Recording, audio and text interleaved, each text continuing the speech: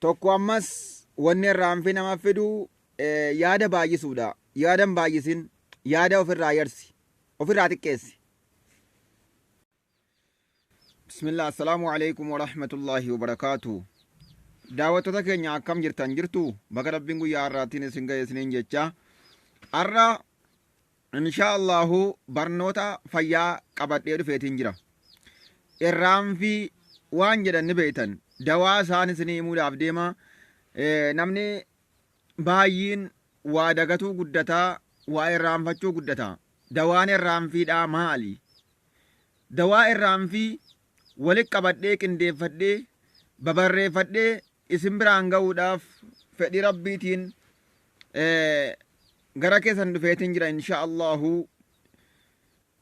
akka armaan gadii ta'a jechuudha. Kanaaf dawaan wanni hundi qoricha qaba, dawaa qaba. maa anzala Allahu daa'an illaa anzala lahu shifaa'a jedhan ergamaan rabbi sallallahu alayhi wasallam. Rabbiin dhukkuba tokko hin buufne dawaa duukaa buusu malee. Irraanfiin kun dhukkubaa beeki, dhukkuba guddaadha. Irraanfiin dagachuun afaan arabaatiin annisiyaanu jedhama laal. Irraanfii nisiyaana yookaan irraanfii jedhama jechuudha. Har'a dawaa irraanfii qabadhee isinii dhufeetiin jira yoo rabbi fedhe. Kanaaf namni gariin akkuma shaayii dhuguudhaaf gattaayetti mobaayila faa bakka sanatti dhiisee deema. Mana hoteelaa dhaqee mobaayila qarshii 100 achitti dhiisee deema. Gizee inni dhufu kanuma akka isaa taa'u tokkotu fudhatee kiisha keessa kaa'atee deema. Yookaan gizee inni lafa kaa'u argaa jira. Kanaan irraanfiin kun qarshii 100 nama dhabsiisa. Miiliyoona nama dhabsiisa jechuudha. Kanaaf irraanfiin dawaa qaba. Dagannaan kun dawaa qaba jechuudha. Namarraa fayyadamuu yoo rabbiin nama godhe jechuudha. Kanaafuu daawwattoota keenya rabbiin dhukkuba tokko buusee dawaa duukaa buusu malee takka abadan hin dhiibne jechuudha. Abbaatu itti fayyadamuu dhiisa malee rabbiin dawaa buusee jira dhukkuba hunda keessatti. Irraanfiin kun dhukkubaa beeki, dhukkuba guddaadha. Dhukkuba namni namaaf hin beekne. Gizee ati waa dagattee akkas gootee akkanan ta'e ta'e namichi aqlee hin qabu. Intalti aqlee hin qabdu siin jedhan. Sheektichi aqlee hin qabu, qalbii hin qabu siin jedhan. Kanaafuu waan namni siif hin beekne tokko jechuudha.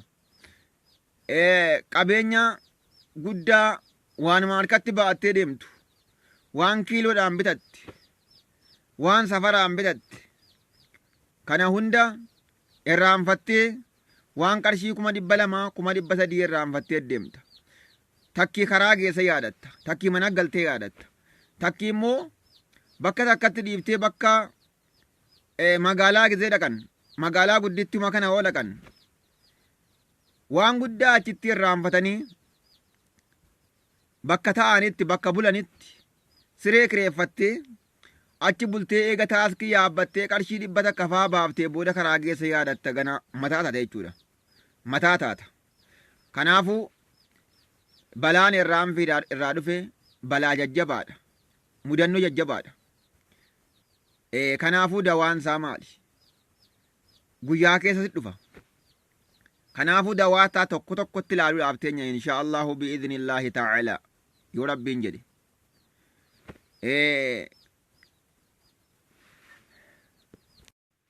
Kanaafuu obboleeyyan akiraa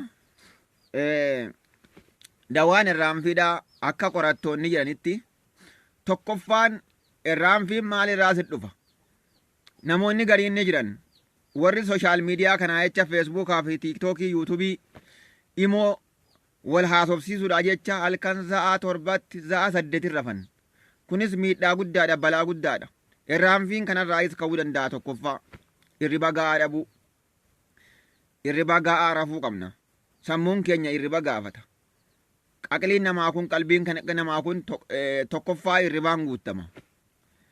Akka qorannootti namni tokko sammuu nagaa ta'uudhaaf, irraanfii dhiisuudhaaf, sammuun isaa guutamuudhaaf sa'a 7 hanga 9 rafuu qaba jedhan. Sa'a 7 hanga 9 fakkeenyaaf ati galgala ati nyaadhuuti rafi waan fayyadamtu hunda guyyaa fayyadami daataa bilaash argattee waayifaayi argattee paakeejjii hidhattee saniin dagamuu hin qabdu saniin irraanfii ifitti fiduu hin qabdu kanaaf halkan guutuu walowwisaa bultanii sammuun isin hin howwin halkan tokko keessatti sa'a 7 haga 9 rafi sa'a 7 haga 9 rafuu qabna jechuudha rabbiin illeen subhaanahu wa ta'ala waja'alnaa nawmakum subaataa jee rabbiin quraana keessatti waja'alnaa nawmakum subaataa laal irriba dubbatee bar nawmakum halkan irribaan beekama waja'alnaa allayla libaasaa jee rabbiin halkan kana haasawuun hun barbaachisu akka shari'aa akka amantaa yoo laalle halkan kana haasaadhaan dabarsuun hin barbaachisu ishaayii salaannaan rafuudhuma yoo salaatte laylii salaati kanaaf sa'a 7 haga 9 rafuu qabda wanni kun ragaani qabaayee akka kitaabaa akka quraanaatti ragaani qabaa sa'a 9 fi 7 rafuu laal 7 rafi 8 rafi yoo 7 inumaa'uu irraanfiin sirraa deemuu baate 8 rafi 9 rafi ragaan maalii kanarratti jechuu keetiif immoo ragaa quubsaatu jira sa'a 7 rafuudhaaf 8 rafuudhaaf 9 rafuudhaaf irriba baay'isuun faarfamaa miti irriba xiqqeessuu hayyootaan nuudhaama yoo ka jettu taate anis ragaan sii fida hirriba xiqqeessuu jechuun sa'a 9 ol rafuu jechuudha sammuun keenya irribatti haajoma kanaafuu ragaa fageenya hin dhaynu ergamaa rabbii irraa fudhanna sallallahu alayhi wasallam ergamaan rabbii haga inni rafuu fi jalqaba gizee rafe gama salaataa ol ka'a achi boodammoo salaateeti ni rafa sana maan tilmaamni hangam rafa ergamaan rabbi sallallahu alaihi wasallam halkan keessa sa'a 6 rafa halkan 6 jedhi halkan keessatti sa'a 6 ni rafa jechuu dirqamaan akka aadaa arabaatti ergamaas ta'ee sallallahu alaihi wasallama qayluulaa wanni jedhan jira jechuudha irriba waaree irriba gizee sa'a 4 sa'a 5 rafan tokko jira bar nuti amma hin beennu araboonni beekanii bar guyyaa rafuu irriba waaree rafuun bar sammuu namaa guuta bar maashaa Allah irriba waaree wanni jaan takka ni jira wanni guyyaa irraa rafan gizee waaree akka aadaa arabaatti ni beekama amantaanis kanan dhorkuu ni jabeessaa'u ergamaan rabbi rafaa turan sallallahu alayhi wasallama gaafa isaanii ala jiruu irribni waaree kun isaan qabatte bakkuma jiran rafan bakkuma jiru laga keessa faffaca'anii rafan rafiitii qayluulaa yookaan irriba waaree kanarraa mudannoon ergamaa rabbii mudatte illee ni jirti isaa habalee isaa fannifatee gaaf tokko rafaa jiru namichi baadiyyaa tokko dhufee seefii isaa argamaatti luqqifatee eenyus sirraa na dhorka jee bar eenyus sirraa na dhorkaa jedhe akkasitti seenaan dheertuudha sanan hin dhiisaa sun waa'ee qayluulaa irraa hiikaate yookaan irriba waaree halkan keessa ergamaan rabbi sallallahu alaihi wasallam sa'a 6 rafa guyyaa wanni qayluulaa jedhan tokkos ni jira gizee walitti dabalamee sa'a 7 8 9 illee ni deema ni dhaqa jechuudha kanaafuu ragaa asumaanuu ragaa argannaa halkan sa'a 6 rafuu hubanne qayluulaa wagguutti daballe immoo 7 fi 7 wal dhaquu danda'a jechuudha kanaafuu sammuun namaa kun irribatti haajoma rafiitii dhabdanii irraanfii ofitti hin buusinaa mudannoon irraanfii irraa ka'ee waan jajjabaadha waan gurguddaadha kanaafuu tokkoffaan irriba ga'aa rafi sa'a 7 qabiiti haga 9 rafi tole tokko jedhu dawaan wal'aansi irraanfiidha tokko irriba ga'aa rafuu qabda takka kalammaffaa bishaan baay'isii dhugi bishaan kun bar qalbii namaa guuta ergamaan rabbii sallallahu alaihi wasallam namni soomanaa oole dura bishaan haa dhugu jedhan yoo timira hin qabne bishaan haa dhugu jedhan bishaan keessa isaa kana qulqulleessuu danda'a bishaan dawaadha bishaan dhuguun barbaachisaadha kanaafuu ergamaan rabbii sallallahu alaihi wasallam gizee nyaata nyaatu bishaanis dhuguu qaba nyaatas nyaachuu qaba bishaan ajajamaadha garaa kee kana bakka sadiitti qoodii hangizee kaanis bakka takka nyaataaf, bakka takka dhugaatiidhaaf, bakka takka hafuuraaf hambifadhu jedhan. Kanaaf bishaanis ga'ee guddaa qaba qaama namaa keessa. Qaama namaa ijaaruudhaaf ga'ee guddaa qaba jechuudha. Kanaaf daawwattoota keenya bishaan bareechi dhugi. Namni irraa hanfinnitti baay'ate. Lammaffaa irratti bishaan sirriitti dhugi. Bishaan gizee aadaa godhatte booddee si feesisaa'u. Hatta ayilaandiidhaan baadhadhu deemi. Gizee karaa deemtu ayilaandiidhaan waan sii danda'ameen baadhadhu deemi. Namni gariyaan bishaan hin dhugu ji'a yoon bishaan dhuge na fincaansisaa'u amma amma ganna baasayya. Fincaaniif amma amma ganna baasayya. Maali? Fincaanuudhaan gibiratti kafalta? Gibiratti hin kafaltu. Rabbiin qaama kee kana ka fincaanu sii gochuudha. Alhamdulillahi rabbil aalamiin. Alhamdulillahi rabbil aalamiin. Rabbii galata galchuu qabna. Kanaafuu bishaan sirriitti dhuguu qabna. Bishaan yoo sirriitti kadhunu taane wal'aansa irraanfii keenya ni ta'a jechuudha. Qalbii keenya kana ijaara jechuudha. Kanaafuu bishaan bareechii dhugii jechuun dhaamsa kiyyaa ka lammaffaati. Ka sadaffaa immoo ka sadaffaa irraanfiin ammas ka sadaffaa maalirraa ka'uu danda'a? Hanqina viitaaminii ta'uu danda'a jechuudha. Hanqina viitaaminii ta'uu danda'a jechuudha. Hanqina viitaaminii hogguun siin jedhu viitaaminii baay'eetu jira. Viitaamin A jira, B jira, C jira. B kana viitaamin B12 waan jedhamu jira. Viitaamin B12 waan jedhamu viitaamin B12 kun waan qaamni keenya baay'ee itti haajomurraa viitaamina kanatti. Qorannoo ilaala. Viitaamin B12 qaamni keenya baay'ee itti haajoma. Baay'ee barbaada. Dhiiga diimaa ijaaruudhaafis baay'ee gargaara. Hanqinni viitaaminii sanaa irraanfii guddaa namatti fiduu danda'a. Kanaafuu viitaamin B12 hanqinni kun yoo ka jiraatu ta'e yoo irraanfii kan qabaatu taate sadaffaa irratti viitaamin B12 jechuun waan akkamiitii jechuu dandeessan. Dawaa irraanfiiti kun. Haqiiqumatti an kijibas hin dubbadhu sobas hin dubbadhu ragaa qaba dubbiin kiyya. Kanaaf viitaamin B12 jechuun tokkoffaan foon qurxummii yookaan immoo kalluunaati. Foon qurxummii viitaamin B12 nuu kenna B12 jechuudha. Kanaaf namni foon qurxummii nyaatu sammuun isaa ni guutama. Sammuun isaa kun surriin isaa kun ni ijaarama. Yoo kan irraanfii qabdu taate qurxummii barbaadi bakka isheen jirtu yoo argatte barbaadi viitaamina keessaa argatta. Irraanfiidhaaf si fayyada.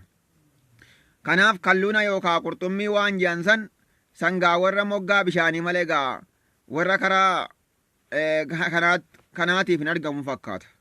Warra daarii Yamanii faa galu gartee warra daarii bishaan waabee fi abbayii fi waan akkasii gannaalee dhidheessaa waan akkanaa kana bira galu jechuudha. Bishaan qurxummiin keessa taa'anii jira. Kanaaf foon qurxummii irraa argamuu danda'a. Foon qurxummii kana gizee nyaattu namni hin beekne qurxummii kana bar gizee nyaatu. Nyaatuma biddeena kanatti fakkaataa'u. Akka foon ta'e hin beektu foon kaanii wal hin fakkaatu. Garuu viitaamina jabaa qaba. Lafees immoo eeggadhu si waraanaa qurxummii gizee nyaattu. Lafeensi qaqalloo dhabeete. Si waraanti eeggadhu lafeesi. Lilmeedha bar. Kanaafuu foon qurxummiiti yookaan foon kalluunaati. Ka sadaffaa. Kana afuraffaa tole foon qurxummii irraa ni arganna inni foon beeyladootaa irraa illee argachuu dandeenya. Foon loonii kana nyaadhu. Foon re'ee. Foon looniis nyaadhu. Kan re'ee, kan hoolaa, kan lukkuu. Kun baay'ee qaamni keenya itti haajoma jechuudha. Kanaafuu foon beeyladaa viitaamin B12dhaaf baay'ee gargaara jechuudha. Inumaa yoo foon qurxummiidhaaf dellee foon beeyladaa kanaaf waan kanneen dubbannu barbaadi. Foon lukkuufaa baay'ee fayyada.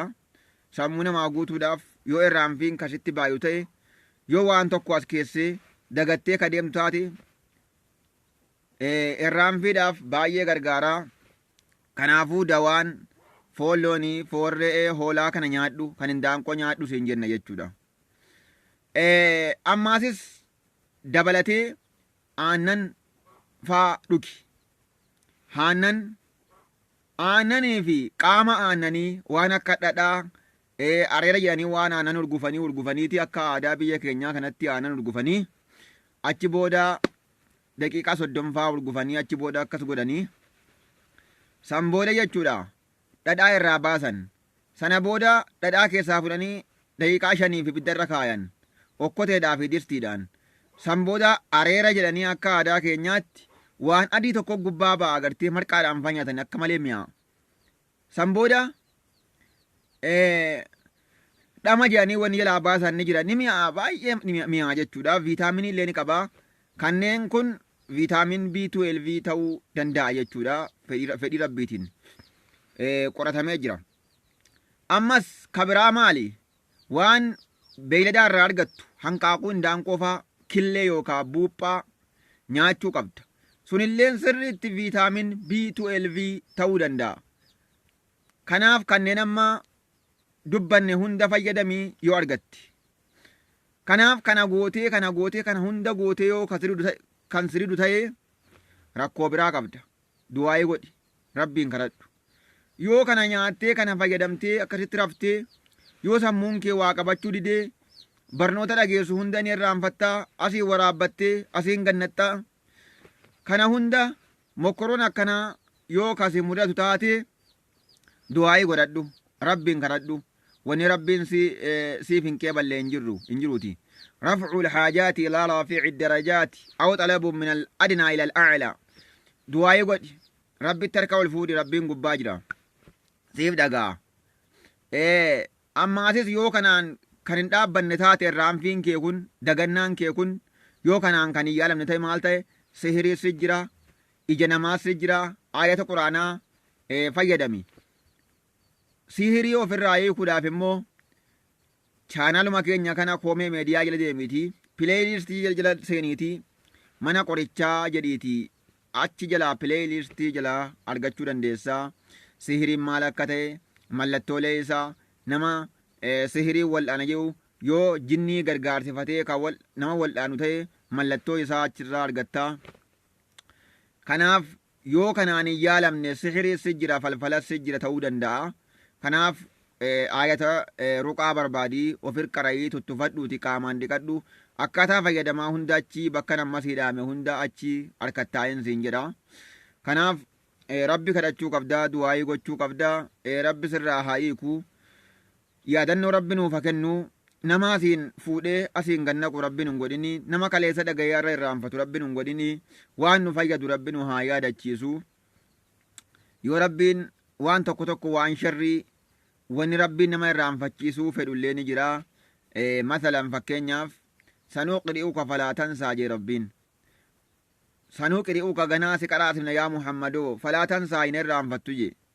Illaa maashaa Allah waan rabbiin fedhe malee minal mansuuqaati. Waan naskii godhamee shaarame malee laal. Rabbiin mansuuqaata ergamaa rabbiin irraanfachiisaa. Nunsihaa aw na'ati bi khayrin akkuma ayata biraa keessa jee jechuudha.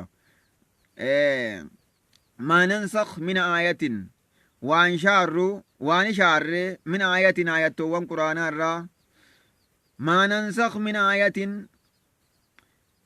suuraa baqaraa jechuudha. Waan isi irraanfachiifne kan irra gaarii irra khayriitiin dhufnaa jee rabbiin. Ka rabbiin si irraanfachiisuu fedhe waan sharrii faa jira sanfaa san malee kan khayrii sii qabdu hunda rabbi sitti haa qabu. Yaadannoo rabbi siif haa kennu. Walumaanuu rabbi nuuf haa kennu. Arri guyyaan guyyaa cibaadaati. Guyyaa salawaata buusuu heddummeessanii ergamaa irratti salawaata buusi sallallahu alayhi wasallam guyyaa jumacaati. Namni na qunnamuu barbaadan lakkoofsa duwwaa 91450 na bilbiluu dandeessanii. Egaa viidiyoo kana sheer nu godha. Chaanala kana immoo sabiskiraayib godha. Warreen chaanala kanaaf haareya taatan sabiskiraayib nuuf godha. Viidiyoo kana laayik sheer koomentii illee godha. Yaada keessan kennadha. karaa kommentiitiin nu dubbisaa isiniin jenna.